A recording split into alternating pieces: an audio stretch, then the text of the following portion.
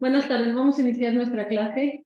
Bueno, en la clase pasada estábamos hablando de lo que era la circulación de los títulos de crédito. Dentro de esta circulación de los títulos de crédito, tenemos que la más utilizada es el endoso. Decíamos que también se puede hacer la circulación de los títulos de crédito a través de la cesión de derechos. Decíamos que uno y otro son dos cuestiones totalmente diferentes. Decimos que por lo que hace el endoso, el que es el dueño del documento, él lo puede hacer de forma unilateral. Cuando hablamos de una cesión de derechos, tenemos que ahí tiene que ser de forma bilateral, ¿no? Ambas partes tienen que estar de acuerdo. Tienen que estar de acuerdo. Esta cesión también puede estar en el documento o bien puede estar en un documento independiente, ¿no? Esta cesión de derechos se va a llevar a cabo también a través de un contrato, cosa que no pasa con el endoso, ¿verdad? Y veíamos que hay varios tipos de endoso. Decíamos que el endoso debe de constar en el documento. Si ya en el documento ya no hay espacio para ponerle el endoso, lo que podemos hacer es cortar un pedazo de hoja y añadirlo al documento, para que así se entienda que el endoso está dentro del documento. ¿Sí? Requisitos del endoso: tenemos nombre del endosatario, la firma del endosante. Endosatario va a ser el nuevo dueño, el nuevo titular del título de crédito. Firma del endosante es la persona que era el dueño anteriormente, ¿no? La clase de endoso, ya ahorita estábamos viendo que hay varios tipos de endosos, ¿no? Los más utilizados son el endoso en procuración y el endoso en propiedad. Decíamos que también podemos tener endoso en garantía. El endoso en garantía, decíamos nosotros, que es como si fuera una prenda, ¿no? Como si fuera la prenda, lo vamos a dejar para garantizar el pago de la obligación que hemos contraído con la otra persona. ¿Sí? ¿Hasta ahí estamos bien? Garantía.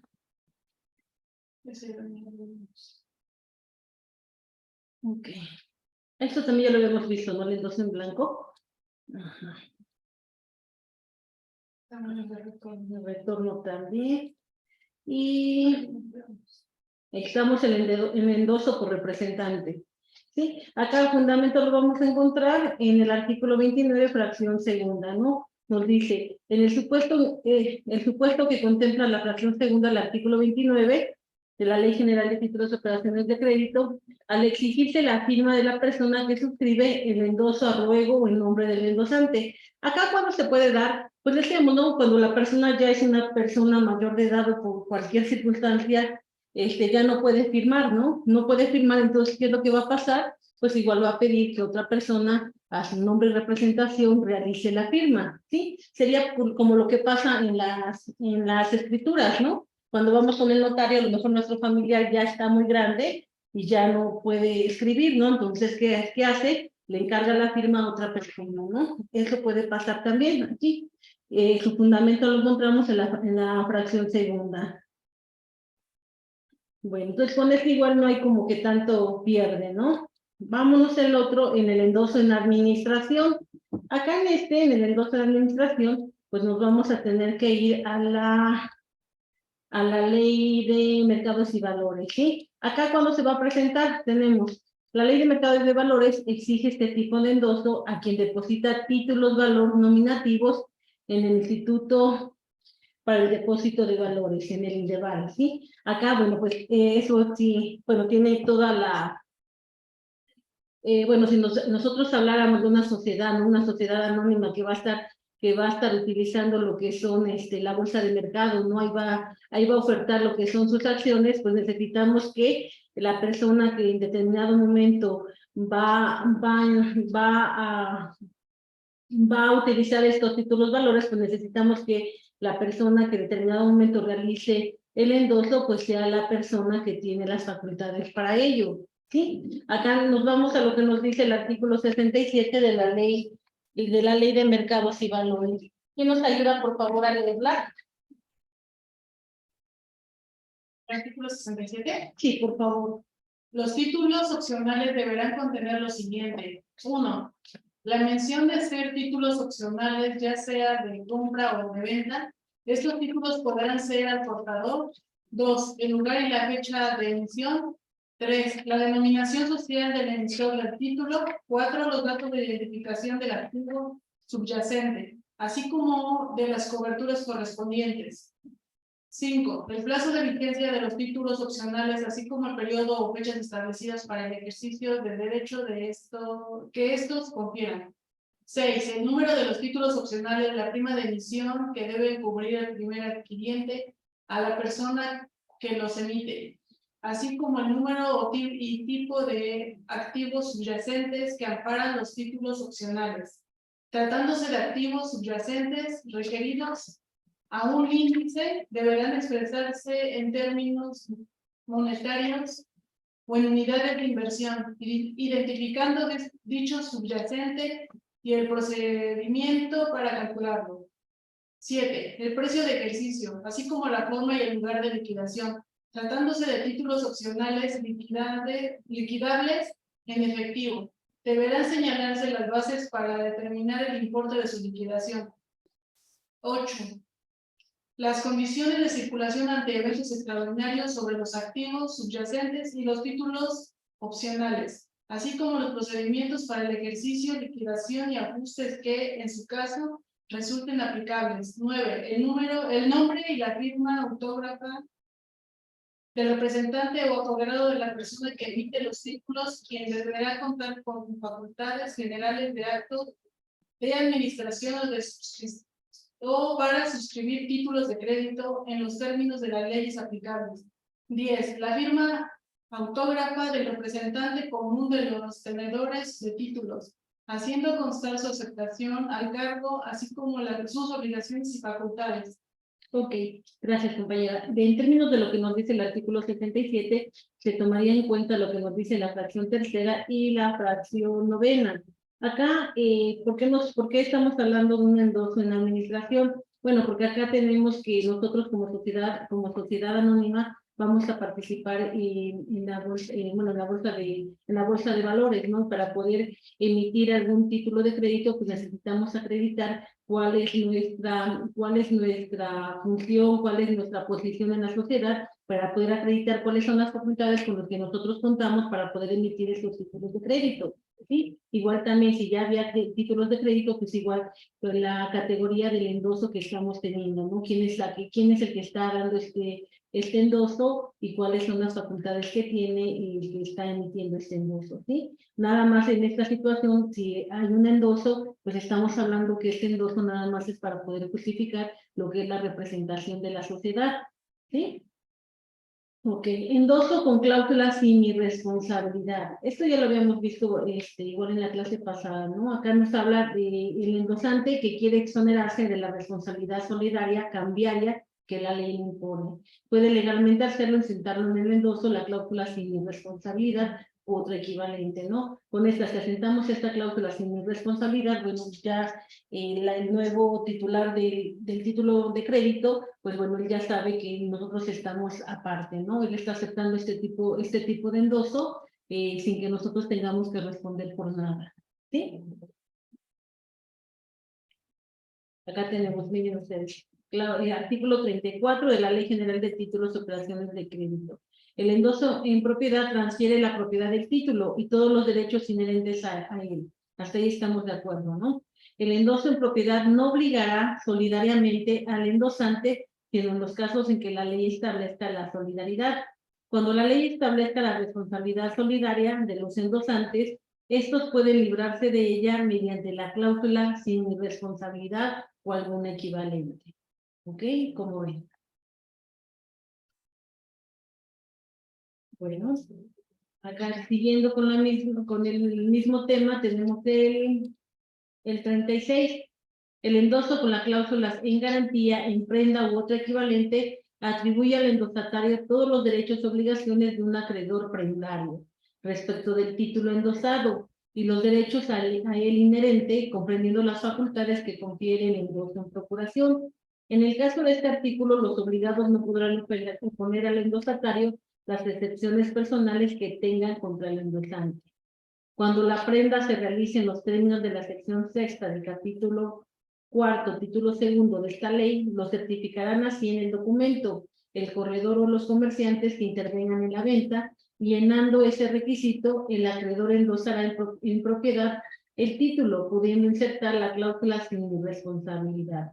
Ok, entonces tenemos que con la cláusula sin responsabilidad nosotros nos estamos haciendo a un lado, ¿no? Nos estamos haciendo a un lado y ya con esa, cualquier circunstancia que pudiera ocurrir con este título de crédito, bueno, nosotros ya quedamos fuera, ¿no? Y la otra persona, si lo aceptó, ya no se nos podría reclamar algo por el título de crédito, ¿sí? Endoso con la cláusula no negociable. Acá tenemos,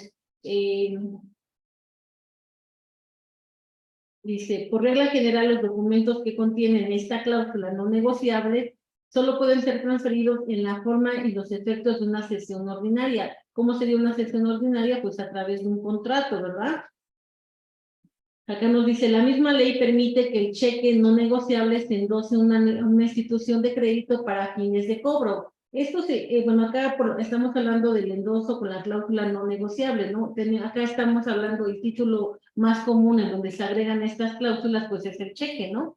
No negociable, acá ¿qué nos quiere decir? Pues que no se va a poder endosar a otra persona, ¿no? Acá, ¿qué es lo que nos quiere decir esta situación? Que si el cheque lleva esa leyenda de no negociable, pues solamente lo único que nos va a permitir es que nosotros lo depositemos en una institución bancaria para poderlo cobrar.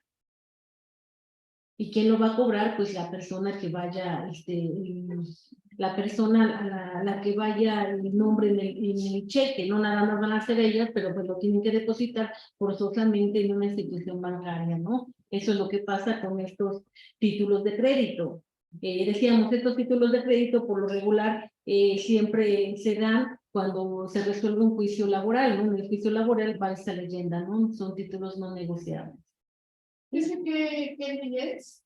Igual, ¿no? Sí, Ley General de Títulos de Operaciones de Crédito. A ver si quieres lo checamos. No lo tengo acá a la mano. ¿Lo tendrán ustedes a la mano, la ley? No tengo. Sí.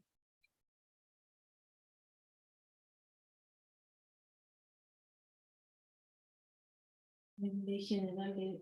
Sí. ¿Sí la tienes? Sí, ¿qué artículos? A ver, empezamos con el artículo 25. Sí.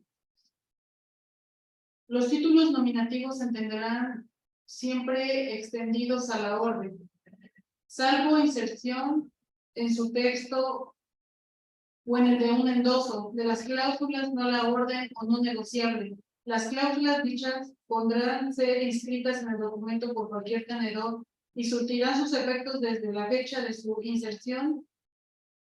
El título que contenga las cláusulas de referencia solo será transmitible en la forma y con los efectos de una sesión ordinaria. A través de un contrato, ¿no? Decíamos, y nos vamos al 201.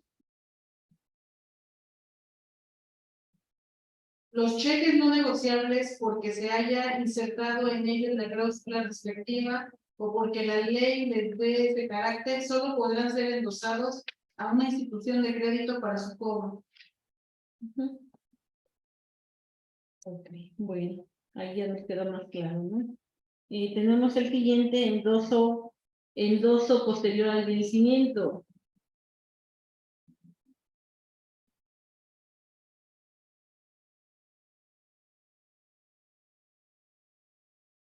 Ok, acá tenemos, estamos hablando de un endoso posterior al vencimiento. Acá nos dice que cuando sucede este tipo de endoso, tenemos que este va a surtir todos sus efectos como si fuera una sesión ordinaria, aunque no va a tener todas las formalidades de esta sesión ordinaria, ¿no? Tenemos acá que el endoso posterior al vencimiento, bueno, fundamento lo encontramos en el artículo 37 y el artículo 38. El 38 nos dice: es propietario de un título nominativo la persona en cuyo favor se expira conforme al artículo 23, mientras no haya algún endoso. El tenedor de un título nominativo en el que hubiese endosos se considerará propietario del título, siempre que justifique sus derechos mediante una serie no interrumpida de aquellos. La constancia que ponga el juez en el título conforme al artículo 28 se tendrá como endoso para los efectos posteriores. Vamos a checar nuestro artículo 28, ¿les parece? 28.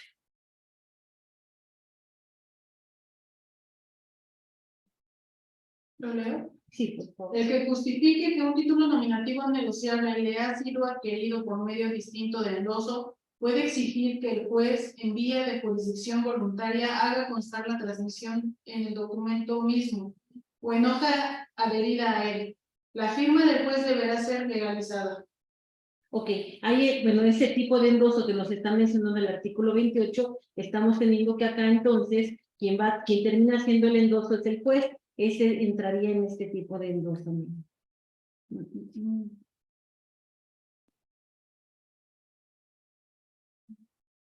Acá sería. Podría ser una transmisión por constancia judicial. Igual, miren, en un título de crédito terminar un juicio en vía de jurisdicción voluntaria, haciendo constar en el documento mismo o en la hoja adherida a él que el título ha sido transferido a una persona por medio diverso al endoso. Acá podríamos hablar de una cesión. La firma del juez deberá legalizarse, ¿no? La constancia judicial se equipara al endoso, ¿ya vieron? Entonces acá estamos hablando de que también puede ser, bueno, acá se llamaría también, sería una transmisión por constancia judicial, ¿no? Porque realmente el endoso, el endoso, ¿cuál va a ser? Pues va a ser la constancia que en determinado momento emita la autoridad, ¿no? ¿Sí? ¿Hasta ahí estamos bien? Sí. Después tenemos transmisión por recibido. Ya se acabaron, ¿verdad? Los endosos. ¿Qué otra forma de transmisión podemos tener? Dice, si un título no es pagado a su vencimiento y su tenedor obtiene el reembolso de un endosante, aquel, al momento de transferir el documento a habrá de colocar una anotación de recibo, la cual deberá extenderse en el mismo título o en hoja de detalle. La transmisión por recibo surte todos los efectos de un endoso sin responsabilidad. ¿Ok?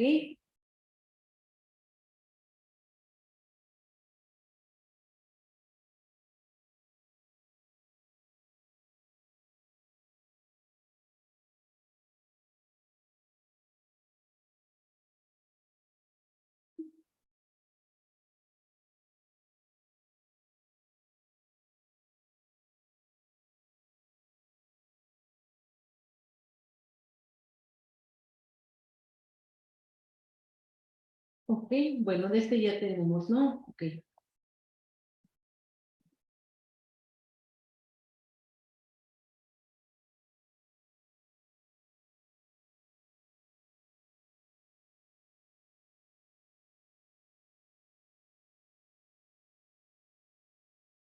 Bueno, artículo 40, por lo que hace la transmisión por recibo, nos dice, los títulos de crédito pueden transmitirse por recibo de su valor extendido en el mismo documento o en hoja adherida a él a favor de algún responsable de los mismos, cuyo nombre debe hacerse constar en el recibo. La transmisión por recibo produce los efectos de un endoso sin responsabilidad. Los endosos y las anotaciones de recibo en un título de crédito que se testen o cancelen legítimamente no tienen valor alguno. El propietario de un título de crédito puede testar los endosos y recibos posteriores a la adquisición, pero nunca los anteriores a ellos. Bueno, pues acá igual estamos hablando de esta transmisión del documento, pero a través del recibo, ¿no? Decíamos que acá tenemos que es un título que no es pagado a su vencimiento y su tenedor obtiene el reembolso de un endosante. Al momento de transferir el documento, va a tener que colocar la anotación de recibo, ¿no? ¿Ok? Bueno.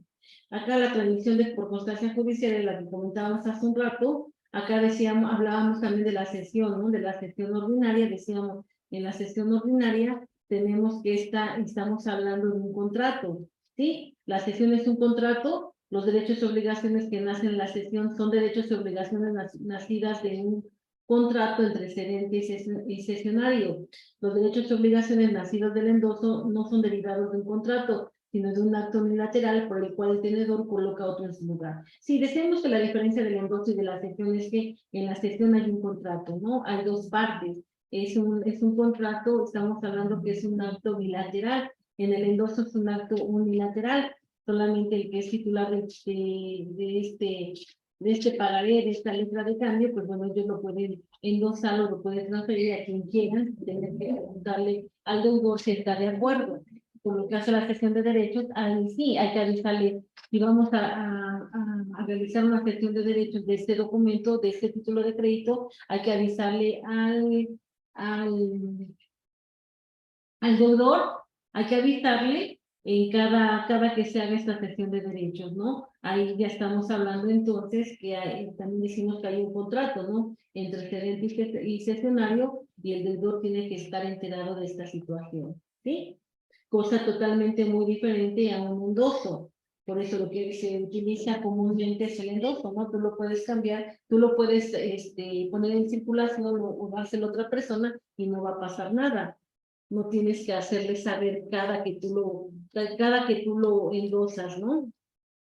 Porque bueno, si estamos hablando y tenemos un pagaré y este pagaré nosotros lo vamos a dar a un abogado para que nos lo cobre, pues a lo mejor después ya no nos convence y le pedimos el documento y se lo endosamos a otra persona, ¿no? Y así pueden haber muchos endosos, pero acá el deudor no puede alegar nada, ¿no? ¿Sí? Sí. Ok. Diferencias entre endoso y cesión. La cesión tiene una naturaleza contractual, el endoso no hay contrato, la cesión es un acto bilateral, el endoso es un acto unilateral. La cesión puede hacerse constar en un título o no, y el endoso debe forzosamente constar en el título o bien en una hoja adherida al título. La cesión puede sujetarse a una condición, el endoso no, el endoso debe ser puro, simple, incondicional. La cesión de los derechos consignados en un título puede ser parcial, el endoso parcial es nulo, ¿no? Debe endosarse todo el documento.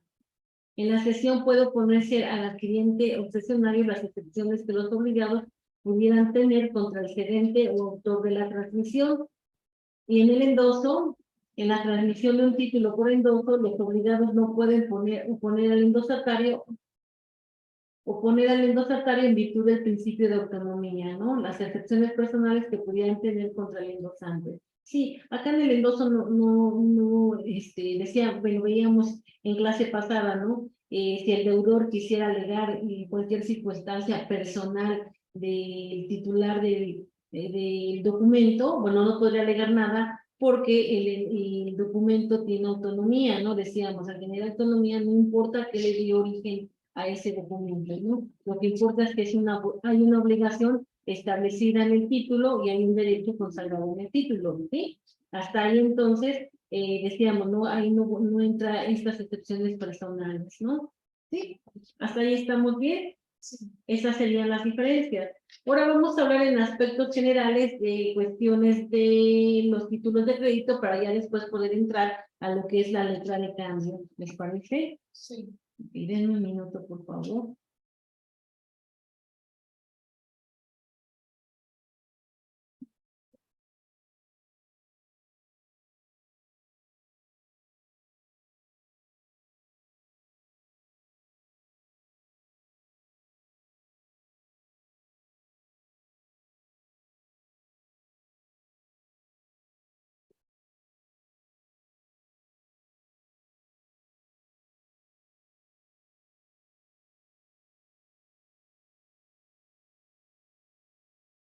No estás malita, ¿podrás bajar tu código de comercio? Y tú tienes la ley ¿verdad? Para que podamos checar unos aspectos. Ok, vamos a hablar ahora.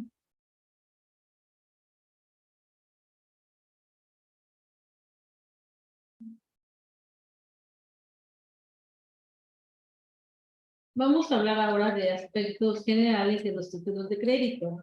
¿Qué otras cosas puede tener nuestro título de crédito, no? Bueno, acá ya hablábamos de la cesión. Fundamento lo encontramos en el artículo 27 de la Ley General de Títulos y Operaciones de Crédito. ¿Sí? Ok, bueno, esto ya lo checamos hace un ratito. Igual también acá está el artículo. Igual. Igual ya hablamos de él. Acá vamos a hablar. Otra figura que va a aparecer en nuestro título de crédito va a ser el aval. ¿Cuál sería la diferencia entre un aval y un fiador? ¿Será lo mismo o hay diferencias, compañeras? Compañeros, ¿hay diferencias o es lo mismo? ¿Qué es un aval? ¿Qué es un fiador? Porque obviamente un fiador está obligado como que a pagar el avance. Ok. ¿Alguien más? Pati. El aval únicamente, como se dice propiamente avala, únicamente firma, pero el fiador sí queda como responsable de no cumplir las obligaciones, el fiador tendría que pagarlas. ¿Y el aval no? El aval, yo sé que no, pero no estoy segura. Ok. Yo sé Vamos. que nada más como que firma y queda como aval, como si fuera un testigo, por así decirlo, pero no, yo sé que no tendría que pagar. Se supone que, bueno, no sé, el fiador se supone que tienen que avisarle de manera previa para ver si quiere o no quiere pagar. Entonces, en ese modo, pues ya si el fiador se niega, ya sería otros métodos de convencerlo. Ok. En cambio, el aval, yo tengo entendido que sí está obligado a pagar porque es voluntariamente que él firmó. El aceptó. ¿Y el aval no? El aval, Sí, no. El aval. Ah, perdón. ¿Y el fiador no? el fiador no, porque no está muy obligado a pagar. Ok, cuando hablamos del fiador estaríamos hablando en primer lugar de un contrato, ¿no? Un contrato, sería un contrato civil y tenemos que en este contrato civil, pues, si estamos hablando de un contrato va a haber un acuerdo de voluntades, ¿no? Van a haber dos partes. ¿Sí estamos de acuerdo? Bueno, vámonos con lo que nos dice el artículo 109 de la Ley General de Títulos y Operaciones de Crédito. 109. Ujú. Mediante el aval se garantiza en todo o en parte el pago de la letra de cambio. Ok, bueno, ahí ya tenemos, como con este artículo nos da una idea, ¿no? ¿Qué es el aval? El aval tenemos, bueno, el aval tenemos que es un acto jurídico y también el documento en el que consta, ¿no? Y por el que se garantiza la solvencia religiosa, política, económica de una persona determinada. Eso sería en términos generales, ¿no? ¿Qué es el aval? Es un acto jurídico, también puede obrar en un documento. En este documento, ¿qué es lo que estamos haciendo? Si nosotros firmamos como aval, pues estamos garantizando la solvencia religiosa, política o económica de una persona determinada. Eso sería en términos generales. Ahora bien, si nos vamos a lo jurídico, tenemos que es la firma que se consigna en un título para garantizar su pago total o parcial en caso de no realizarlo la persona que está obligada principalmente. Fundamento lo encontramos en el artículo que nos acaba de leer la compañera 109 de la Ley General de Títulos y Operaciones de Crédito. Tenemos entonces en el aval tenemos que es un negocio jurídico bilateral. ¿Por qué es bilateral? Porque tenemos que acá van a consistir dos voluntades. ¿Cuáles van a ser estas dos voluntades? Lo que es el avalista y el tenedor. Pero también tenemos que es unilateral por la obligación que engendra, ¿sí? Y que grava solamente a la persona que funge como avalista, a la persona que está firmando como aval. Él, en el momento en el que él está realizando la firma, se está comprometiendo. ¿A qué se está comprometiendo? A que si el deudor principal no cubre el pago de la letra, pues él lo va a realizar, ¿sí? Pues realmente acá sí hay el aval adquiere un compromiso, ¿no? Es un compromiso y el aval pasa a ser un deudor solidario, ¿sí? Va a ser un deudor solidario. También tenemos acá, por lo que hace el aval, nosotros podemos ser avales no por toda la cantidad, podemos establecer una cantidad de un monto. Si yo no establezco ese monto, se va a entender entonces que yo soy aval por toda la cantidad, por todo el documento. Y al ser por todo el documento, pues ahí también van a entrar lo que son los intereses, ¿no? Intereses moratorios, intereses ordinarios. ¿Sí? Pues acá realmente en el aval sí me estoy comprometiendo, ¿no? Y paso a ser un deudor solidario. Si no paga el deudor principal, a mí como aval me lo pueden hacer cobrar. Igual en las demandas, ¿qué es lo que se hace? ¿Qué es lo que se estila? Bueno, se cobran los dos, ¿no? Demandas a los dos, no solamente demandas al deudor principal, vas a demandar a los dos, ¿sí? Hasta ahí estamos bien. Entonces, por eso decimos, primero, consideramos que es un negocio jurídico bilateral. ¿Por qué? en el sentido en que van a haber dos voluntades, ¿no? El de la avalista y el tenedor, y es unilateral por la razón de la obligación que se engendra, ¿no? Y esta obligación solamente va a gravar a la avalista, a la persona que está firmando como aval. Entonces, ¿quién es el aval? El aval, vamos a ver si acá está. Acá está, ahorita. El aval tenemos que es un compromiso solidario de pago de una obligación a favor del acreedor o beneficiario, otorgado por un tercero para el caso de que no se cumpla con la obligación principal, de que el obligado principal no cumpla con esta obligación, entonces el aval va a ser el que va a responder por esta persona. ¿Sí? Acá tenemos que con el aval pues implica la voluntad de una tercera persona inmersa en el título de manera unilateral.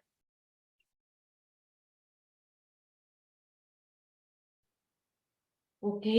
Tenemos que el aval, ¿a qué se compromete? Él se compromete a cubrir el monto del título de crédito y sus intereses, ¿sí? En caso de que no cumpliera con la obligación el deudor principal, ¿no? Por eso decíamos, es muy peligroso, bueno, en los dos casos, ¿no? Firmar como aval o ser fiador, ¿no? No puedes hacerlo porque, bueno, está en juego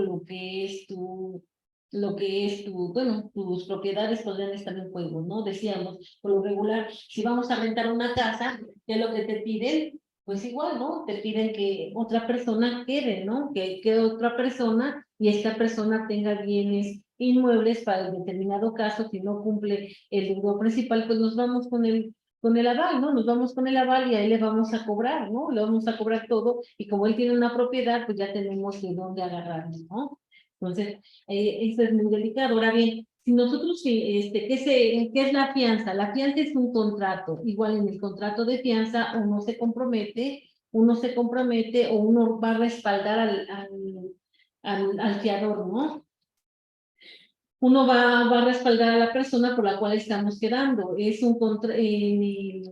la fianza es un contrato. Acá, y cuando nosotros firmamos como aval en un documento, nada más va la firma.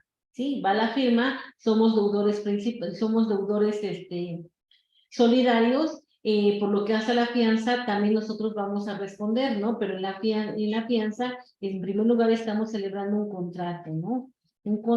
Estamos celebrando un contrato. En la fianza nosotros podemos quedar como fiador de una persona sin que la persona nos los pida, ¿no? Un ejemplo, cuando como vemos un amparo, vamos a suponer que en un asunto penal, ¿no? Esta persona va a gozar de su libertad bajo fianza, ¿no? ¿Ok?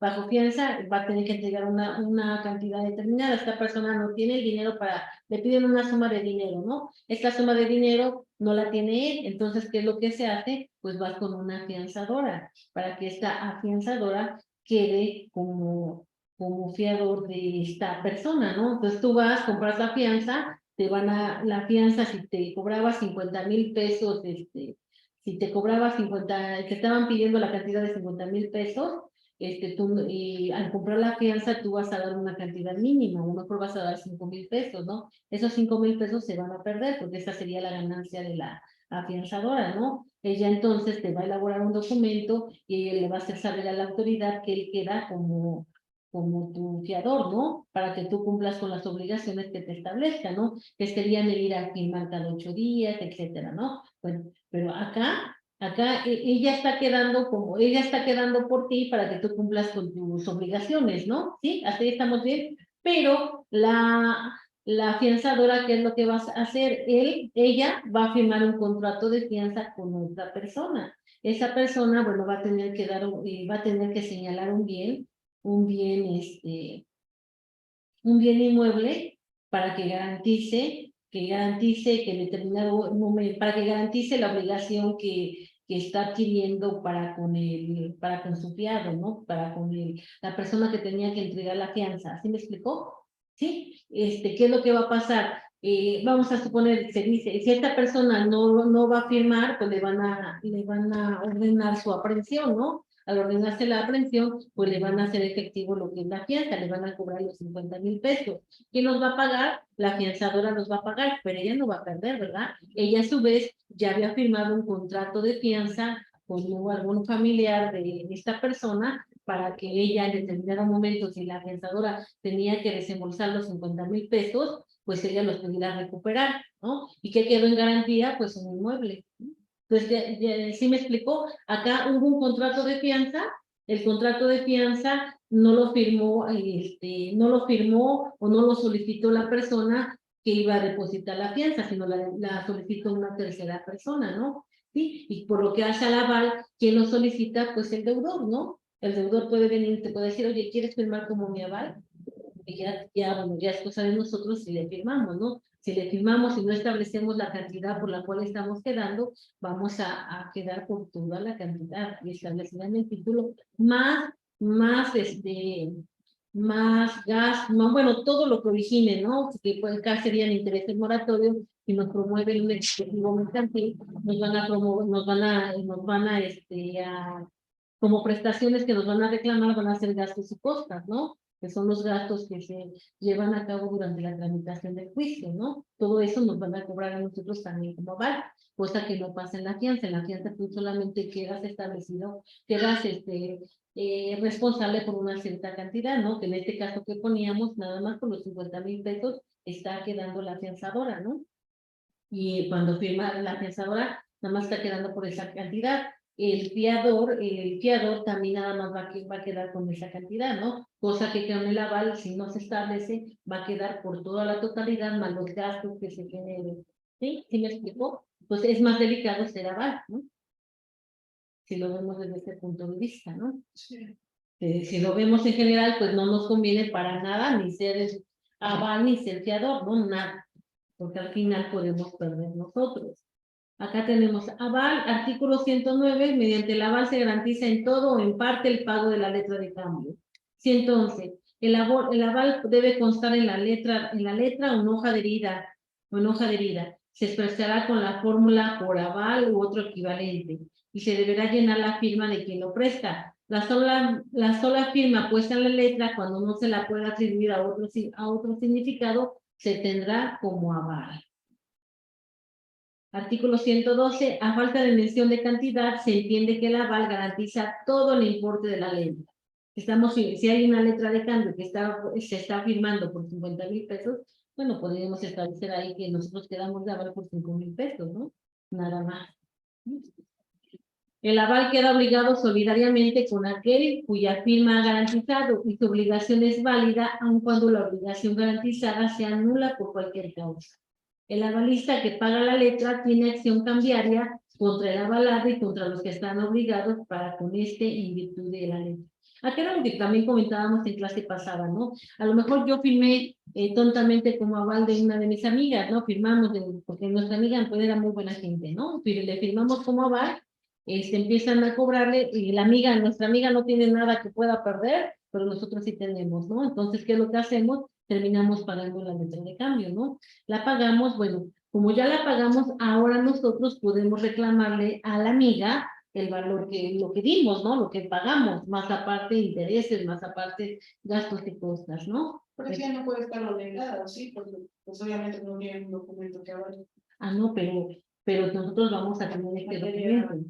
Ajá, con ese documento nosotros vamos a acreditar que ya hicimos el pago, porque también ahí se va a hacer la anotación de que nosotros estamos dando el pago, ¿no? Como estamos dando el pago, tenemos el documento, y con ese documento lo podemos hacer valer. Ahora bien, si es en juicio, pues como si ya estábamos en juicio, ya nos habían emplazado tanto al deudor principal como al deudor solidario, que somos nosotros, igual con eso también nos sirve como prueba. Ahí, por ejemplo, ahí también entraría lo que veíamos hace un rato, ¿no? Ahí se podría hacer un endoso por constancia judicial, ¿no?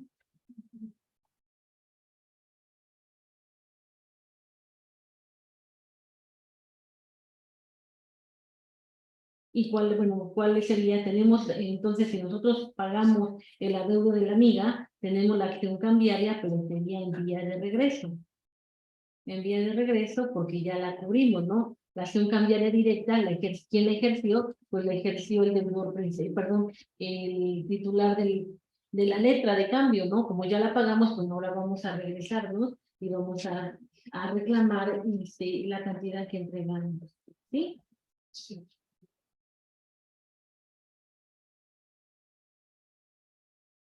Acá miren, la figura del aval es diferente a la de fianza y a la deuda solidaria. El avalista solo se compromete en títulos de crédito y es siempre solidario, o sea, va a responder de la misma forma que el deudor principal. El fiador se compromete en un contrato de fianza y goza de los beneficios de orden y de exclusión. El deudor solidario se compromete contractual o cambiariamente.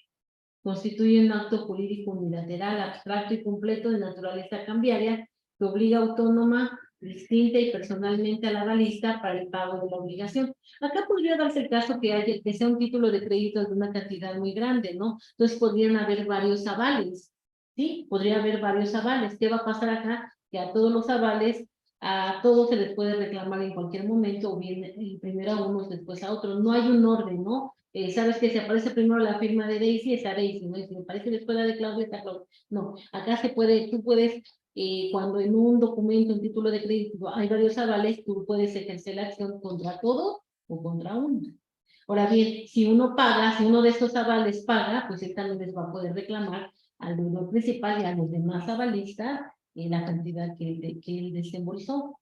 ¿Sí me explicó? Por eso, eso sería la diferencia con como que dice, el fiador se compromete en un contrato de fianza y goza de los beneficios de orden y de exclusión. De orden, pues ahí sí sería, ¿no? A lo mejor hay un contrato de fianza y hay 5 fiadores, ¿no? Bueno, ahí primero tendríamos que cobrarle un fiador, después al otro y así sucesivamente, ¿no? Por eso ahí, esta sería la gran diferencia, cosa que no pasa en un título de crédito. Si hay varios avales, a todos se los podemos cobrar, y si uno de esos avales es el que paga la cantidad del título de crédito, ese aval puede ejercer la acción cambiaria en vía de regreso en contra del deudor principal y de los demás avales. ¿Sí me explicó?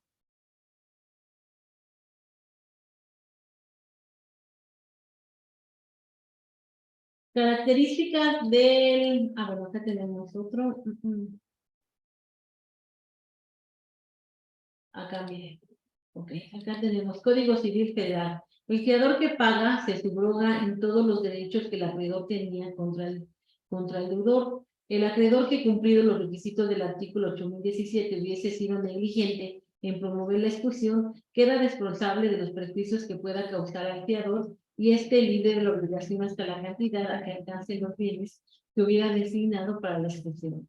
La expulsión consiste en aplicar todo el valor libre de los bienes del deudor al pago de la obligación, que quedará extinguida o reducida en partes que no sea en parte, o reducida a la parte que no sea cubierta. ¿Ok? Acá nos queda un poquito más claro, ¿no? ¿Qué código es? Código Civil Federal. Estamos utilizando el Código Civil Federal porque recordemos que la ley que se aplica es una ley federal, ¿no?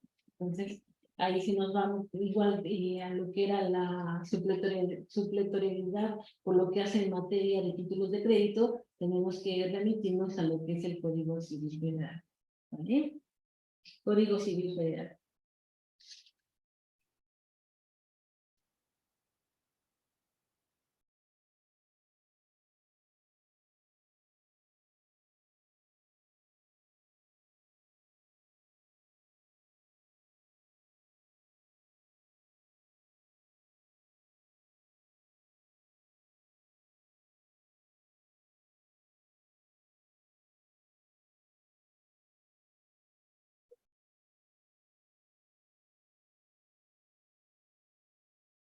¿Ya me puedo pasar? Sí. Ok, vámonos a las características de la bala.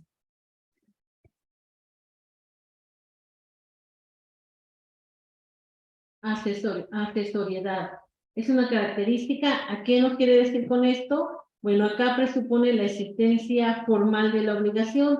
El aval garantiza esa obligación, ¿no? La obligación que había adquirido el deudor principal.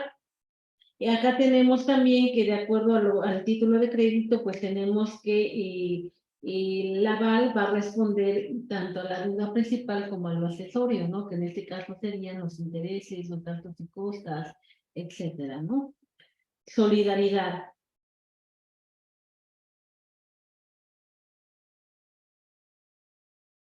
Solidaridad. ¿Tendrás el artículo 114? Sí. ¿De cuál? De la ley. ¿La ley general? Ajá. Dice, el avalista queda obligado solidariamente con aquel cuya firma ha garantizado y su obligación es válida, aun cuando la obligación garantizada sea nula por cualquier causa. Ok.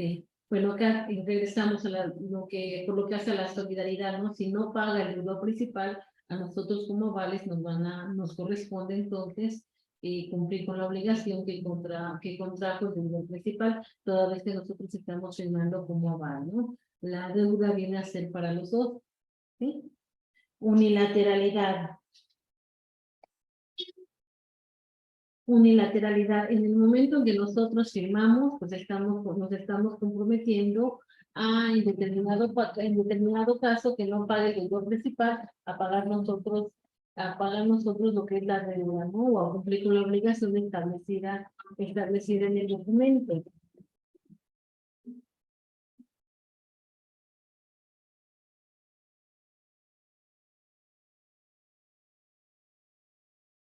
Reintegrabilidad. Acá tiene que ver con lo que comentábamos hace un rato, ¿no? Si nosotros cubrimos el adeudo y la obligación del deudor principal, nosotros en determinado momento tenemos la posibilidad de recobrar del avalado el crédito que ya pagamos, ¿sí? ¿Cómo lo vamos a hacer? Pues igual promoviendo un juicio, ¿no? Sí. La forma. Bueno, la forma, si estamos hablando de los títulos de crédito, pues la firma debe lograr en el documento, ¿no? En el documento. También acá tenemos que es una obligación de garantía, por lo tanto también acá se pueden utilizar las disposiciones que están contenidas en el Código Civil, por lo que hace a la figura de fianza, siempre y cuando estos artículos o estas disposiciones no contravengan lo que está establecido en la Ley General de Títulos de Operaciones de Crédito. ¿Sí? Pero bueno, por lo regular el aval, la firma va a aparecer, tiene que aparecer la firma del aval en el documento, ¿no? En el título de crédito. Sí, perdón. Sí.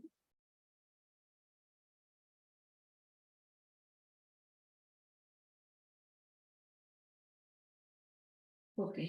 ¿Cuáles son las relaciones entre avalista y tenedor? El avalista que queda obligado solidariamente con aquel cuya firma ha garantizado y asume una obligación cambiaria directa frente a cualquier tenedor legítimo.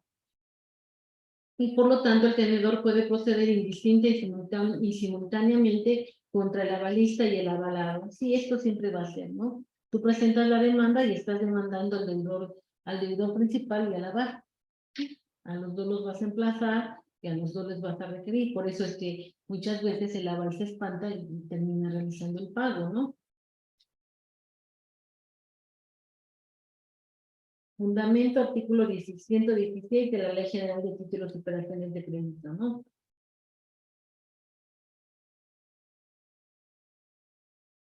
Ok. Bueno, acá nos está hablando de lo que es el protesto, ¿no? Dice, la letra de cambio debe ser protestada por falta total o parcial de aceptación o de pago, salvo lo dispuesto en el artículo 141. El girador puede dispensar al tenedor de la protesta de la letra, incluyendo en ella la cláusula sin protesta. Vamos a dejar acá lo del protesto porque eso lo vamos a ver en la letra de cambio. No vamos a estar Ok, vamos a... Sí, lo vamos a dejar. Miren, acá está lo que habíamos comentado. Artículo 115, el avalista que paga la letra tiene acción cambiaria contra el avalado, contra los que están obligados con en virtud de la letra, lo que comentábamos hace un rato, ¿no? Si pagamos, pues podemos recuperar nuestra cantidad, ¿no? Por lo que hace a la característica de integrabilidad, ¿no? Fundamento. Ok. Otro término que vamos a estar utilizando en materia de títulos y operaciones de crédito son las acciones cambiarias. ¿A qué se refieren estas acciones cambiarias? Bueno, las acciones cambiarias es el juicio que vamos a promover, ¿sí? Ok, bueno, ¿a qué se refiere acciones cambiarias? Tenemos acción, viene del latín actio, de adhiere, hacer, cambiario, escrito sensu relativo a la cambiar, lato sensu relativo a los títulos de crédito. que es una acción cambiaria, es el derecho que se tiene a pedir en juicio lo que se nos debe. ¿Ok? Eso significa. Derecho que se tiene a pedir en juicio en lo que se debe. Cuando nosotros ya nos firmaron nos firmaron un pagaré, ya tenemos mucho tiempo haciendo que nos paguen nuestra cantidad y no nos las quieren pagar. ¿Qué es lo que vamos a hacer? Bueno, pues ya no nos queda otra más que ejercitar la acción cambiaria. Acción cambiaria directa, indirecta, y para esto, ¿dónde lo tendríamos que tramitar? Pues lo tendríamos que tramitar en un juicio ejecutivo mercantil. ¿Sí?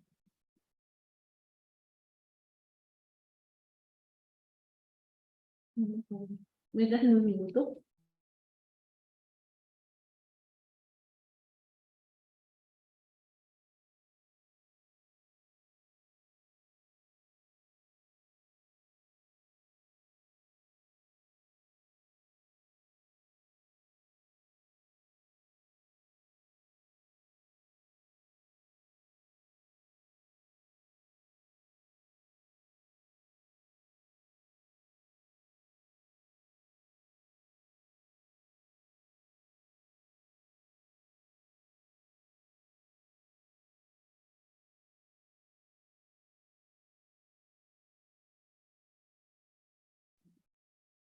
Ok, entonces esta es las acciones cambiarias son estas. Vamos a encontrar dos tipos de acción cambiaria, ¿sale? Bueno, pues ¿qué es la acción cambiaria? Tenemos que es el derecho que se tiene a pedir en juicio lo que se nos debe. Ok, nos firmaron un pagaré, nos firmaron un cheque, nos firmaron una letra de cambio, ya estuvimos requiriendo que nos hagan el pago de estos documentos y no nos hacen caso, bueno, pues ya vámonos con la autoridad, ¿verdad?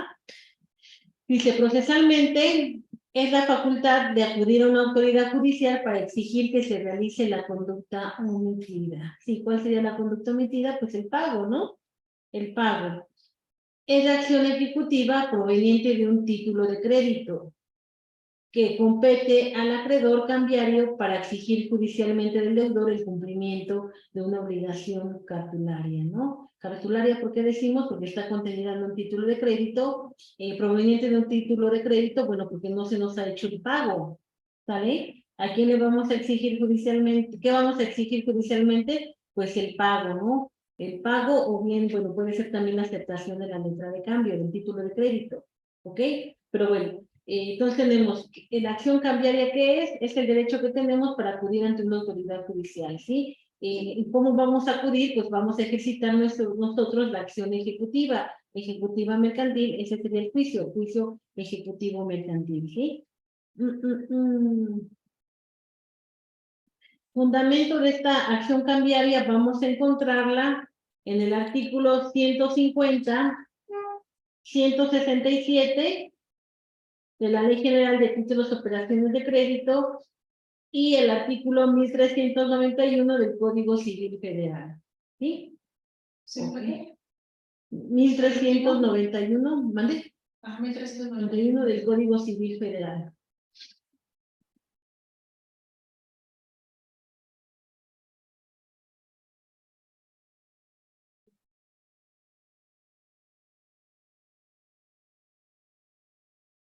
Ok, nos dice acá. Artículo 150. La acción cambiaria se ejercita en caso de falta de aceptación o aceptación parcial. En caso de falta de pago o de pago parcial. Cuando el girado o el aceptante fueran declarados en estado de quiebra o concurso de quiebra. Sí, bueno, a ver, vámonos por partes.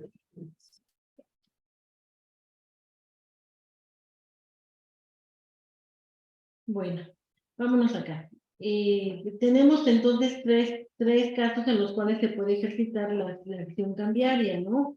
Nos dice, la primera en caso de falta de aceptación o aceptación parcial, ¿no? Acá vamos a tener que hay documentos que tenemos que exhibir al deudor principal para que él acepte la obligación contenida en el título de crédito. Uno de estos es la letra de cambio, ¿sí? Tenemos que entregarla, pues tenemos que mostrársela una vez que él reconoce, él acepta esta obligación, entonces es cuando él nos firma. Sí, bueno, por eso lo vamos a ver más adelante. En caso de falta de pago, pago parcial, ese va a ser por lo regular, por lo que siempre lo vamos a promover, ¿no? Porque bueno, ya le estuvimos requiriendo que nos pague y no nos quiere pagar. Acá, por ejemplo, nos dice, cuando el girado o el aceptante fueren declarados en estado de quiebra o de concurso, nos dice el mismo artículo. En caso de las fracciones primera y tercera, la acción puede deducirse aún antes del vencimiento por el importe total de la letra o tratándose de aceptación parcial por la parte no aceptada. Ok, acá, por ejemplo, recordemos, ¿cuándo nos vamos a ir, cuándo vamos a declararnos en quiebra, compañeros? Recordemos lo que es la quiebra. ¿Qué es la quiebra? ¿Alguien recuerda?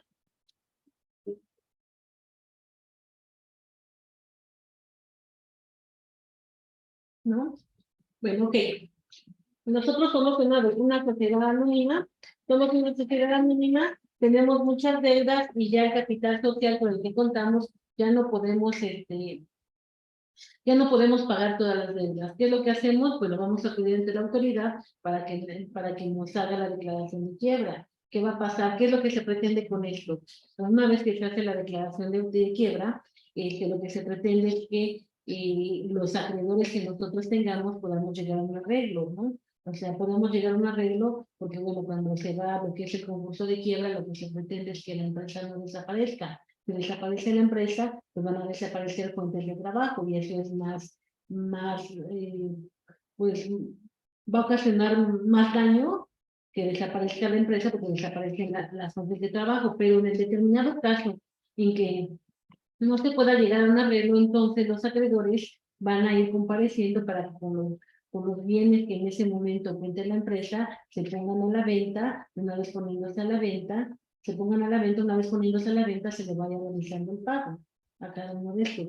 Entonces, por esa situación nos dice acá, la acción cambiaria se puede ejercitar cuando el girado y el aceptante fueren declarados en estado de quiebra. Sí, si ya están declarados en estado de quiebra, lo que nosotros necesitamos es que igual se reconozca bueno, que hay un arreglo para con nosotros, para que en el momento en el que la empresa empiece a pagar a los acreedores, pues también nos pague a nosotros.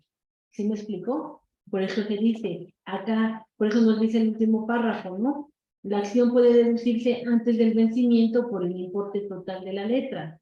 ¿Ok? Antes del vencimiento, sí, porque recordemos, ¿no? Si la letra de cambio la firmo para que para que me la cubra dentro de 3 meses, pero la empresa se declaró en quiebra, ahorita al finalizar el mes, pues yo tengo que empezar a promover mi juicio para que se me reconozca mi calidad de acreedor y yo pueda comparecer al concurso de quiebras y me puedan hacer el pago respectivo de mi título. ¿Se me explicó? Entonces, esa es la situación. Por eso es que ahí ya no importa si ya se venció o no se venció. Lo que importa es que hay una obligación contraída en el título de crédito y por lo tanto que la voy a hacer valer.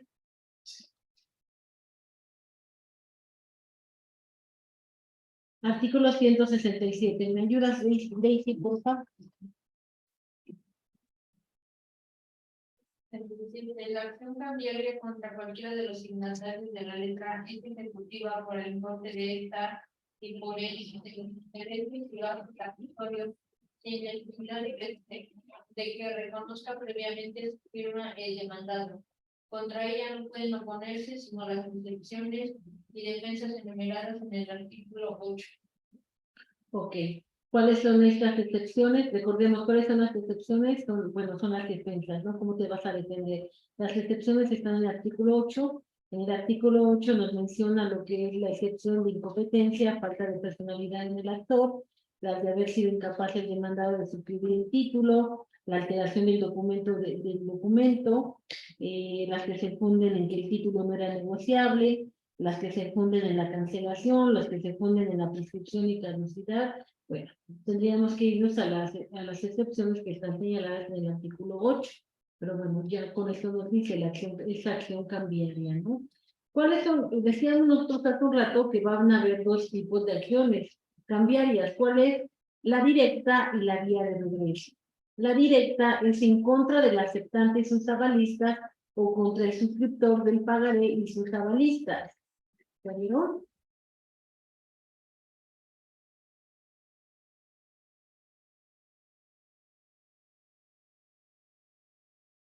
¿Ok? Acá, aquí esta sería la acción cambiaria directa.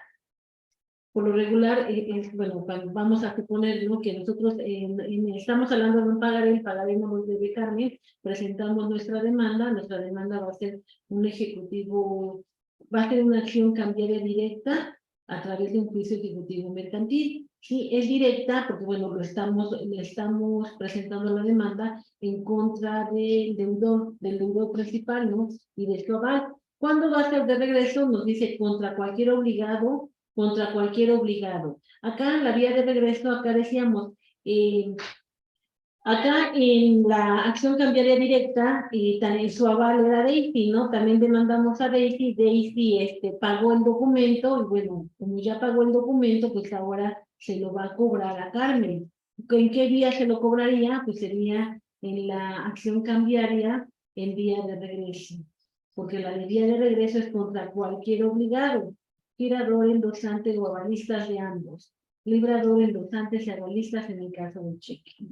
¿Lo vieron, compañero? Sí.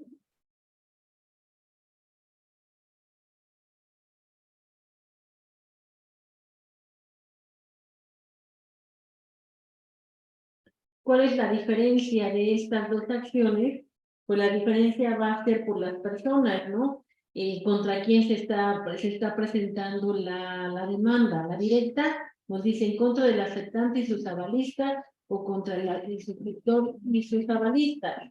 ¿Sí? Serían contra los obligados principales, ¿no? La directa. Y la vía de regreso va a ser contra cualquier otro obligado.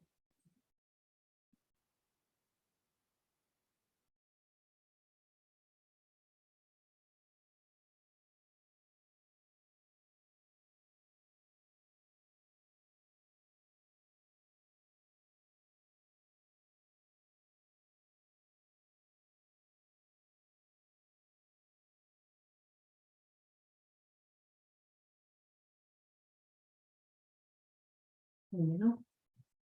Fundamento de la acción cambiaria la vamos a encontrar, artículo 151. A partir de ahí nos empieza a hablar de la Ley General de Títulos y Operaciones de Crédito, nos habla de la acción cambiaria.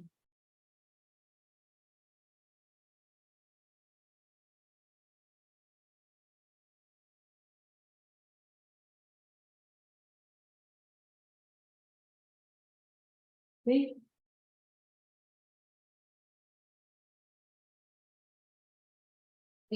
La acción cambiaria es directa o de regreso, directa cuando se deduce contra el aceptante o sus avalistas y de regreso cuando se ejercita contra cualquier otro obligado. ¿Ya vieron? Bueno, acá ya nos dice, ¿no? Esa sería la diferencia entre una y otra, las personas contra quien se va a promover la demanda. Y nos vamos al artículo 152. ¿Alguien lo tendrá?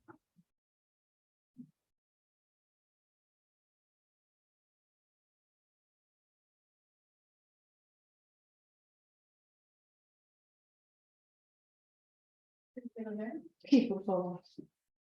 Mediante la acción cambiaria, el último tenedor de la letra puede reclamar el pago: 1, del importe de la letra; 2, de intereses moratorios al tipo legal desde el día del vencimiento; 3, de los gastos de protesto y de los demás gastos legítimos; 4, del premio de cambio entre la plaza en que debería haberse pagado la letra y la plaza en que se haga efectiva, más los gastos de situación. Si la letra no estuviera vencida, de su importe se deducirá el descuento, calculado a tipo de interés legal. Ok, vamos, ¿cuál es el interés legal? De un minuto, nada más.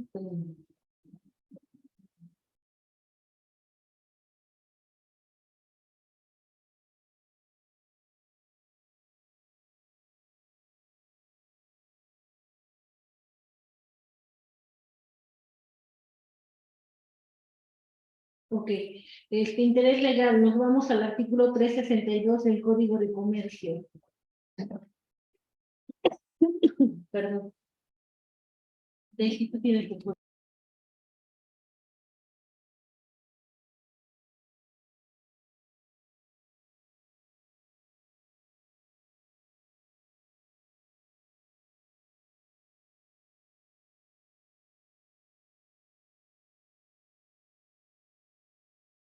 deberán satisfacer desde el día siguiente del vencimiento el interés pactado para este caso o en su defecto el 6% anual. Si el préstamo considere en especies para computar el rédito, se graduará su valor.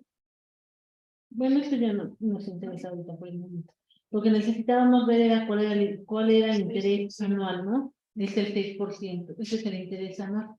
Perdón, el interés legal, ¿vale? Sí. El 6% decíamos, la letra de cambio no se pueden establecer intereses moratorios, ¿no? Lo único que se puede cobrar es el interés legal, que en este caso sería el 6% anual. Y que era lo que comentábamos, por eso es que ya la letra de cambio está en desuso, ¿no? Pues el 6% anual, imagínate, ¿cuánto sería de, qué te gusta, de 5,000 pesos?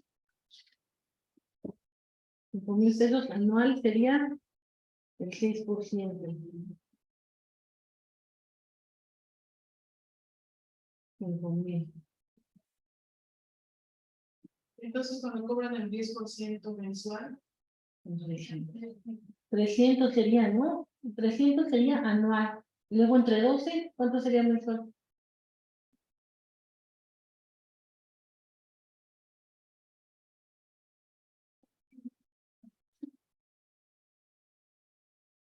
¿25?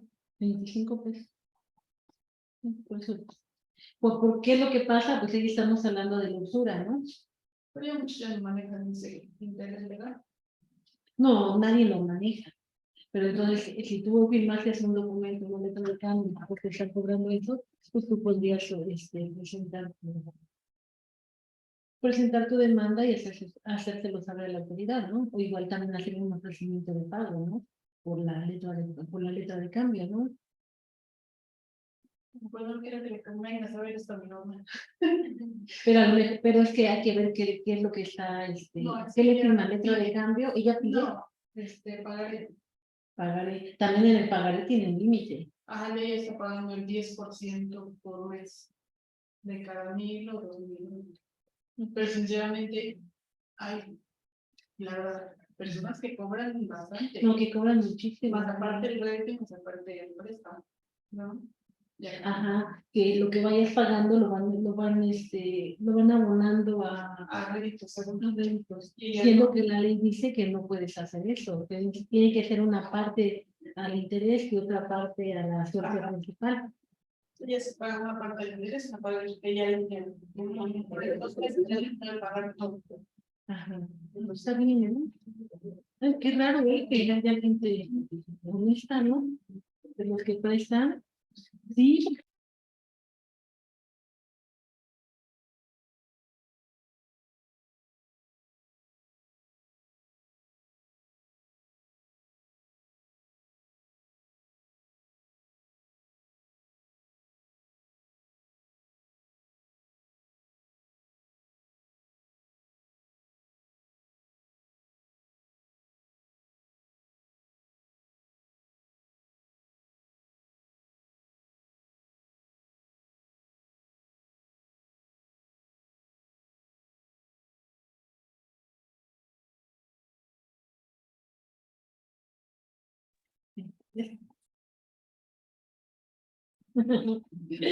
Ok, vamos a seguir. Bueno, entonces estamos hablando de lo que es la acción cambiaria, ¿no? Bueno, pues nosotros vamos a promover la acción cambiaria directa o acción cambiaria en vía de regreso. Directa cuando lo vamos a promover contra el deudor principal y sus avales. Ya en vía de regreso, pues ya sería cuando el aval paga o cualquier otra persona paga, pero ahora ella va a promover esta acción cambiaria, pero en vía de regreso, para cobrarle a los demás deudores, ¿sale?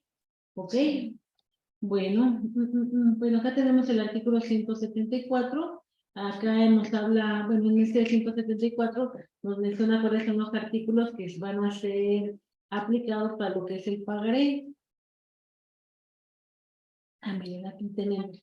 Para los efectos del artículo 152, el pagaré, el importe del pagaré comprenderá los réditos caídos, el descuento del pagaré no vencido se calculará al tipo de interés pactado en o en su defecto al tipo legal, y los intereses moratorios se computarán al tipo estipulado para ellos y a falta de esa estipulación al tipo de requisito fijado en el documento y en defecto de ambos al tipo legal. El suscriptor de pagaré se considerará como aceptante para todos los efectos de las disposiciones enumeradas, salvo el caso de los artículos 168 y 169. Este artículo lo vamos a dejar porque lo vamos a utilizar de nuevo en el pagaré. Acá lo que necesitábamos o lo que queríamos resaltar era en qué consiste la acción cambiaria, ¿no? Para que cuando lo escuchen ya sepan de qué estamos hablando, ¿no? Diferencias de las acciones cambiarias, ya habíamos dicho, ¿no? Va enfocada a las personas contra quien se promueve el juicio, ¿no? En vía directa, en vía de regreso. Eso ya nos quedó un ratito claro. Carácter ejecutivo de la acción cambiaria. Acá tenemos, miren, esto es muy importante, dice artículo 167. La acción cambiaria contra cualquiera de los signatarios de la letra es ejecutiva. Ahí nos dijo, tiene carácter ejecutivo, ¿no? Por el importe de esta y por el de los intereses y gastos accesorios, sin necesidad de que reconozca previamente su firma el demandado. Contra ella no puede oponerse sino las excepciones enumeradas en el artículo 8. Entonces acá ya tenemos el carácter ejecutivo de la acción cambiaria, pues viene ya establecido en el artículo 167. ¿Sí? Ya leímos de la descripción, ¿no, verdad?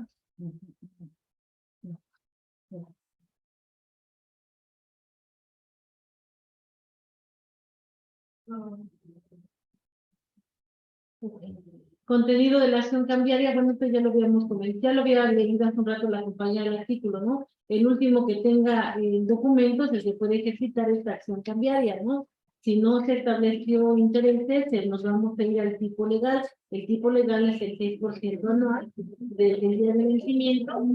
Si se trata de una letra de cambio, y en el caso de pagaré se va a computar respecto al tipo pactado, y a falta de eso, el rédito fijado en un documento, o bien el tipo legal si es que no se estipuló, ¿no?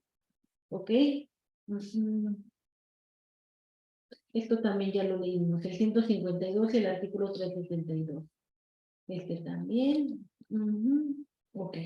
Hasta ahí estamos bien, ¿verdad, compañeros? Sí. Bueno, entonces ya sabemos, ¿no? ¿En qué consiste la acción cambiaria? Pues es el juicio que promovemos. Promovemos el juicio ejecutivo mercantil, o bien señalamos, es la acción cambiaria directa a través del juicio ejecutivo mercantil. ¿Vale? Ok. Contenido de la acción cambiaria, artículo 153. Dice acá, el obligado en vía de regreso que paga la letra tiene derecho a exigir por medio de la acción cambiaria el reembolso, los intereses moratorios, los gastos de cobranza y los demás gastos legítimos y el premio de cambio entre las plazas de su domicilio, la de reembolso más los gastos de situación. ¿Ok? El premio sería la cantidad que se pagó, ¿no? Para poder realizar el pago, ¿no? Si es que es en plazas totalmente diferentes, en lugares diferentes. ¿Sí? ¿Ok? Pero miren, era lo que les comentaba, ¿no? Si ya nosotros cubrimos esta cantidad, pues lo que podemos reclamar es esto. ¿Sí? ¿Ok? Esto también es lo mismo. Okay. Este es otro término que vamos a manejar, es el protesto. Este lo vamos a estar utilizando, por ejemplo, en la letra de cambio. ¿Qué es el protesto? El protesto es un acto extrajudicial que tiene por objeto comprobar oficialmente la falta de pago de un papel de comercio a su vencimiento. El protesto es un acto de naturaleza formal que sirve para demostrar de manera auténtica que la letra de cambio fue presentada oportunamente para su aceptación o para su pago. Ok. El protesto, ¿qué es entonces? El protesto, bueno, ya nos dice acá, es un acto extrajudicial, es decir, es un acto que se va a llevar fuera de juzgados, ¿verdad? Se va a llevar fuera de juzgado con este acto, ¿qué es lo que queremos? Bueno, este acto se va a presentar en la letra de cambio. ¿Qué es lo que pasa? En la letra de cambio, el beneficiario va a acudir al domicilio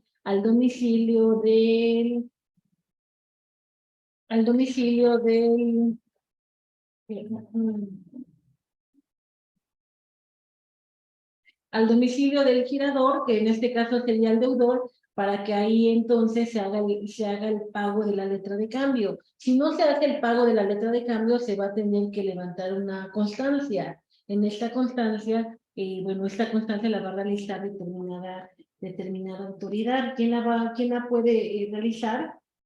Quien la va a autorizar puede ser un notario, un corredor público, un fedatario, ¿sí? Ellos son los que pueden realizar esta constancia de que, bueno, acudimos al domicilio del deudor principal y el deudor principal no realizó el pago de nuestro, ay, ¿cómo se llama? El pago de la letra de cambio, ¿sí? Fundamento 120. Si el tenedor se negara a hacer la entrega, el tenedor legítimo no podrá ejercitar sus acciones sino después de haber levantado acta de protesta contra el tenedor, haciendo constar la omisión de dicha entrega. Contra el girado, por falta de aceptación o de pago del duplicado, siempre que tales protestos se levanten dentro de los términos que establece la ley. Entonces tenemos en el protesto que tenemos que entonces el protesto es un acto formal, y a través de acto formal, ¿para qué nos va a servir? Para demostrar que la letra de cambio fue presentada, para que se aceptara, para que aceptara, y que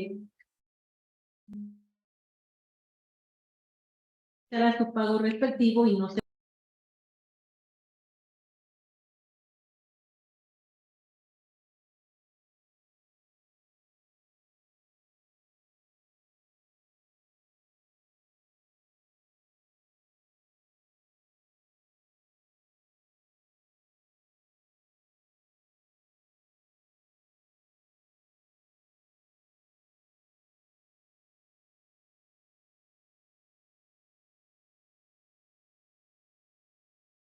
Se lleva a cabo en la letra de cambio.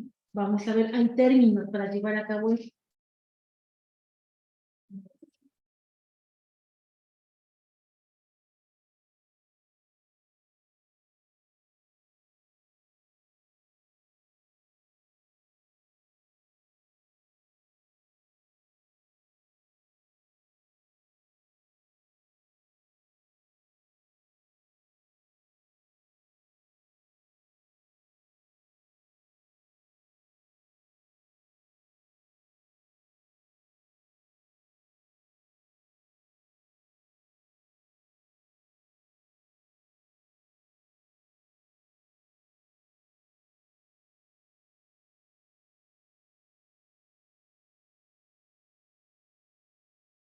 Bueno, vamos a ver, ¿por qué se da este protesto? Estamos mencionando que el protesto se da en la letra de cambio. ¿Por qué se da en la letra de cambio? La letra de cambio, a grandes rasgos, es un título de crédito, es un documento del cual una persona da la orden a otra persona para que cubra una determinada cantidad a otra persona, ¿sí? En la letra de cambio van a intervenir tres personas, girador y beneficiario.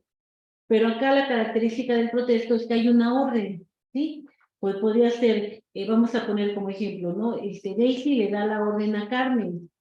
Le da la orden a Carmen de que Carmen le pague una cierta suma de dinero a Patty, ¿sí? Entonces ya tenemos tres personas, ¿sí? Quien está dando la orden es Daisy, ¿no? Falta ver si Carmen acepta esa orden, ¿no? ¿Sí? Entonces, para que se lleve a cabo esta aceptación, pues vamos a utilizar acá lo que es el protesto, ¿sí? Acá, ¿qué pasa? Acá entonces, tenemos tres personas, ¿no? Está Daisy, que es la que da la orden, está Carmen, que es la que debe de aceptar la orden, y está Patty, que va a ser la beneficiaria de esa cantidad, ¿sí? ¿Sí me explicó? Hay tres personas, ¿sí? Acá, ¿qué va a pasar? Acá el documento, que para este entonces ya lo tuvo que haber elaborado, lo elaboró Daisy, en donde da la orden, y este documento se le entrega a Patty. Patty va a ir al domicilio de Carmen para entregar el documento para que Carmen haga la aceptación o bien haga el pago, ¿sí? ¿Sí me explicó? Okay. ¿Qué puede pasar? Puede pasar entonces que Patty se presente en el domicilio de Carmen y Carmen le diga, pues sí, pero no estoy de acuerdo y no lo acepto, ¿no? ¿Sí? No lo acepta, entonces acá ¿qué pasa si no lo acepta Carmen? No pasa nada. ¿sí? Entonces, Patty tendría que regresar con Daisy para hacerle mención de esta situación, ¿no? Que no hubo aceptación, ¿no? ¿Cuál sería el documento que quedaría? Pues sería el protesto, ¿no? Porque el protesto de esta acta que se levante, esa va a ser la prueba con la cual podría acreditar Patty de que Carmen no aceptó la orden, no aceptó la letra de cambio. Acá Daisy sigue teniendo el compromiso de pagarle esa cantidad a Patty.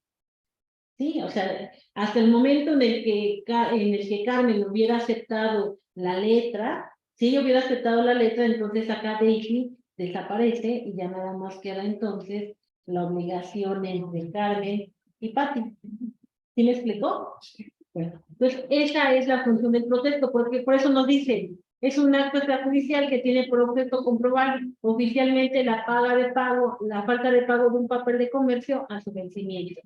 También acá nos dice, sirve para demostrar de manera auténtica que la letra de cambio fue presentada oportunamente para su aceptación, que estábamos en el ejemplo que estamos poniendo, ¿no? Se presentó, Patty fue al domicilio de Carmen, le presentó la letra de cambio y Carmen dijo, no, o sea, no, yo no la acepto, no me interesa, ¿vale? O bien, vamos a suponer que Carmen se la presentaron a Carmen y Carmen firma, ¿no? Ya entonces ahí hay una aceptación. Y en el documento, la letra de cambio, existe la orden Daisy da la orden para Carmen para que le paguen la cantidad de dinero en determinado tiempo, ¿no? Y en determinado lugar.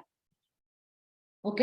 Ya la aceptó, ya la firmó, bueno, ya entonces ya contrajo la obligación Carmen. Al haber contraído la obligación Carmen, posteriormente, Patty tendrá que volver a ir al domicilio para que le dé el documento y le realicen el pago, ¿no? Si no le realiza el pago, entonces también se levantará el protesto. ¿Sí me explicó? Con este protesto, ¿qué va a pasar? Pues con esto va a acreditar Patty que no se le hizo el pago de la letra de cambio. ¿Sí? ¿Sí me expliqué, compañeros?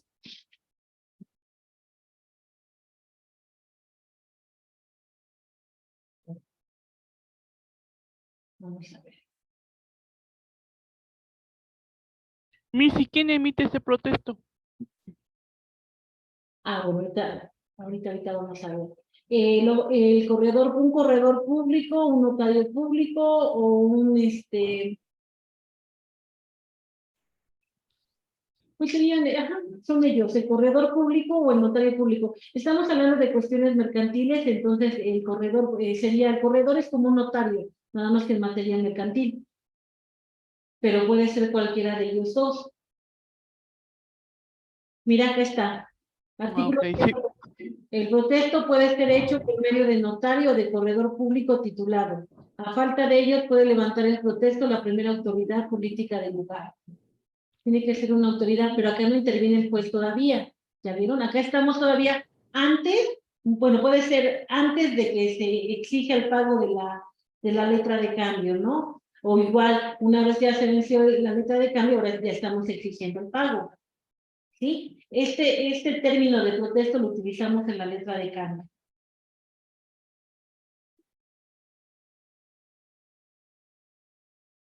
Puede sacar de acuerdo Puede ser una autoridad política. política del lugar.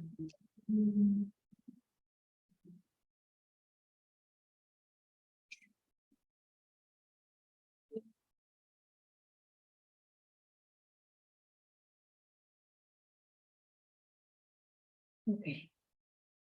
Estamos en el protesto. Acá está, miren. La letra de cambio debe ser protestada, artículo 139, la letra de cambio debe ser protestada por falta total o parcial de aceptación o de pago, salvo lo dispuesto en el artículo 141. El girador puede dispensar al tenedor de protestar la letra inscribiendo en ella la cláusula sin protesto, sin gastos u otro equivalente.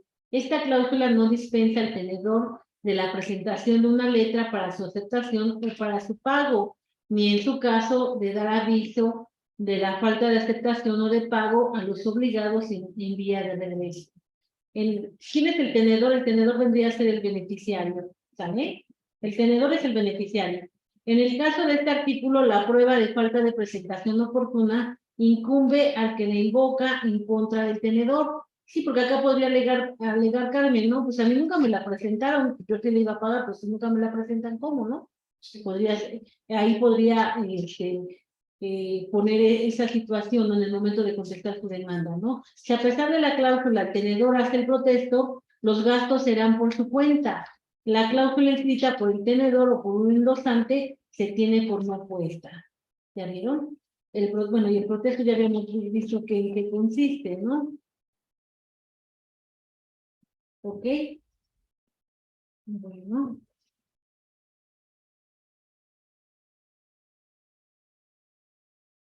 La prescripción, cuánto tiempo tenemos para poder presentar nuestra demanda, compañeros? En esto nos vamos a ir al artículo, déjenme ver si acá lo tenemos.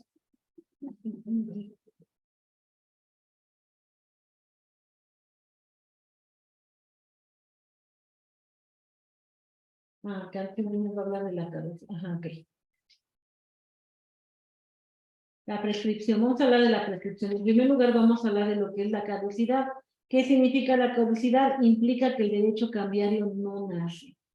La acción cambiaria del último tenedor del título contra los obligados en vía de regreso caduca por no haber presentado la letra para su aceptación o para su pago en la forma establecida por la ley, por no haberse levantado el protesto, por no haberse admitido la aceptación por intervención, por no haberse admitido el pago por intervención, por haber caducado la acción de regreso del último tenedor del título, también por el transcurso del tiempo de la acción cambiaria de regreso. Ok. Entonces acá bueno, acá que nos quiere decir con la caducidad tenemos, si se presenta la caducidad, el derecho cambiario no va a nacer, ¿no? Para que puedan nacer la caducidad, pues tenemos que aplicar lo que está establecido en el protesto, por lo que hasta la letra de cambio, que es la que nos exige el protesto, ¿sí? La letra de cambio, bueno, nos exige esa situación y pues ya tenemos acá, ¿no? Si no la presentamos para su aceptación, si no la presentamos para para su aceptación, si no la presentamos para su pago, bueno, ahí no puede empezar entonces nuestro derecho de ejercitar la acción cambiaria directa.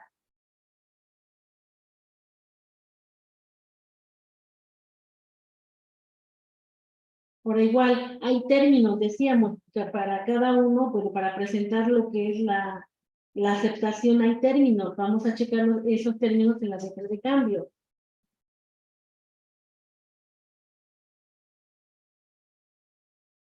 Acá están. Bueno, ¿les parece bien si checamos estos artículos y los comentamos en la siguiente clase? El artículo 160, y bueno, y como consecuencia de los artículos que están establecidos acá.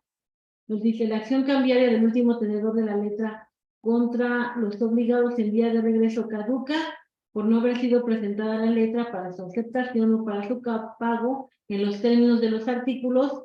Checamos eso. Por no haberse levantado el protesto en los términos de los artículos, por no haberse admitido la aceptación por intervención de las personas a que se refiere, por no haberse admitido el pago por intervención, por no haber ejercitado la acción dentro de los 3 meses que sigan a la fecha del protesto, o en el caso previsto por el artículo 141, al día de la presentación de la letra para su aceptación o para su pago, por haber prescrito la acción cambiaria contra el aceptante o porque haya de prescribir esa acción dentro de los 3 meses siguientes a la notificación de la demanda. Acá ya nos está hablando de la prescripción. ¿En qué consiste la prescripción, compañeros? Vamos acá.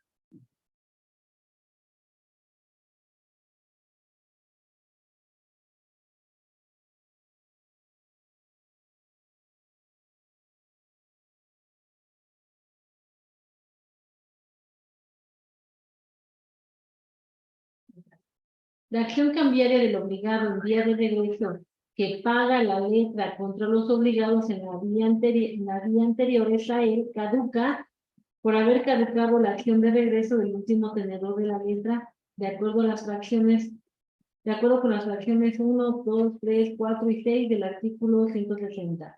Por no haber ejercitado la acción dentro de los 3 meses que sigan a la fecha en que hubieran pagado la letra, con los intereses y gastos accesorios, o a la fecha en que les fue notificada la demanda respectiva, si no hasta ya no hacer el pago voluntariamente.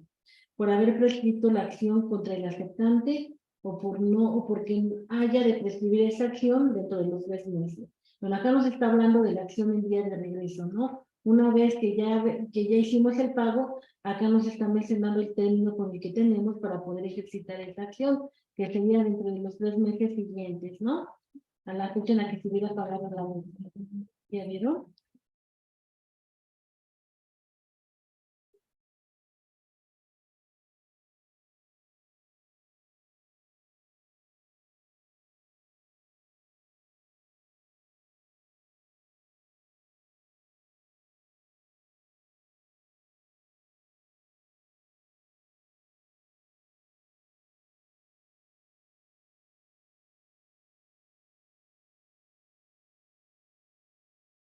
Ok, nos ayudan por favor me ayudan a leer el artículo 163. Dice, la acción cambiaria de cualquier tenedor de la letra contra el aceptante por intervención y contra el aceptante de las letras auxiliadas caduca por no haberse levantado debidamente el protesto por falta de pago, o en el caso del artículo 141 por no haberse presentado la letra para su pago al domiciliatario, o al aceptante por intervención dentro de los 2 días hábiles que sigan ante el vencimiento. Ok, bueno. Vamos a dejar esta, ¿me parece? Tenemos entonces, checamos, bueno, es que estos artículos los vamos a volver a utilizar ahorita que hablemos del artículo, de la letra de cambio, pero bueno, y vamos a hablar de la prescripción y de la caducidad. Vamos a recordar en qué consiste cada una de estas dos figuras. Muchas veces se confunden, pero hay diferencias, ¿no? De una y otra nos hablan de los tiempos, ¿no? De los tiempos. Una vez que vamos a tener, por ejemplo, si hablamos de la prescripción, vámonos a lo que nos dice el artículo.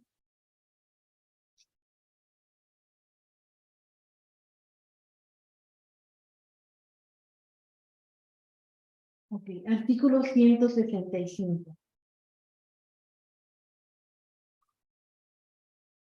La acción cambiaria prescribe en 3 años contados. Ajá. 1. A partir del día del vencimiento de la letra o en su defecto. 2. Desde que concluyan los plazos que se refieren los artículos 93 y 128. Ok, y luego nos vamos al artículo 166.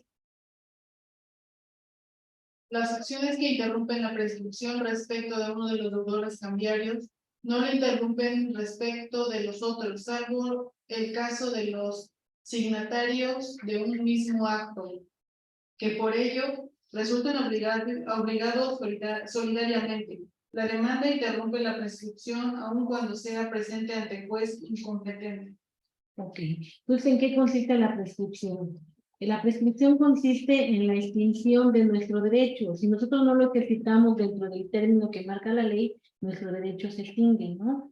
Por ejemplo, acá nos está diciendo que se extingue dentro de los 3 años, ¿no? Por lo que hasta el artículo 165, ¿no? La acción cambiaria prescribe en 3 años.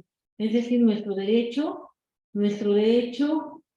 se va a extinguir dentro de los 3 años, ¿no? Una vez que si la letra de cambio se señala que en 2 meses tenemos que pagarla, bueno, una vez que estemos ya en la fecha de vencimiento, vamos a contar 3 años para poder promover nuestro oficio ejecutivo mercantil. Si no, entonces, ¿qué va a pasar? Pues se va a extinguir nuestro derecho.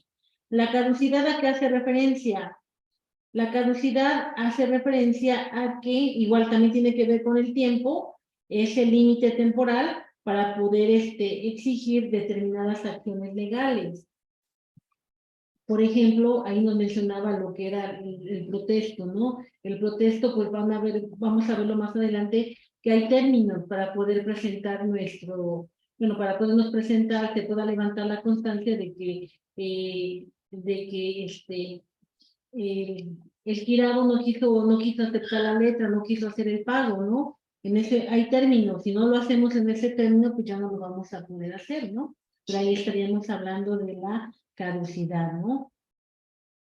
De la caducidad, ¿sí? ¿Ok? Bueno, nos quedamos acá. Acá ya vimos.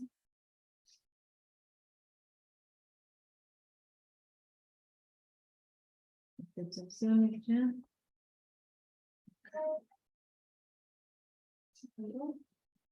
¿Ya nos salimos? No. Alguien se desconectó. Tienes razón, Pati. Ok, entonces checamos nuestro artículo, ¿les parece? Que habíamos dicho hace un rato y lo comentamos en la siguiente clase. Sí, Sí, 160, ¿verdad? el 160 lo checamos. Y lo comentamos y volvemos a comentar de nuevo lo que es la prescripción y la caducidad, ¿les parece? Bueno, yo creo que ya nos quedamos acá, ¿verdad? No les va a dar tiempo ni de tomar. Bueno, nos estamos escuchando en la siguiente clase. Que les vaya muy bien. Cuídense mucho. Hasta luego. Hasta luego, Miss. Hasta luego.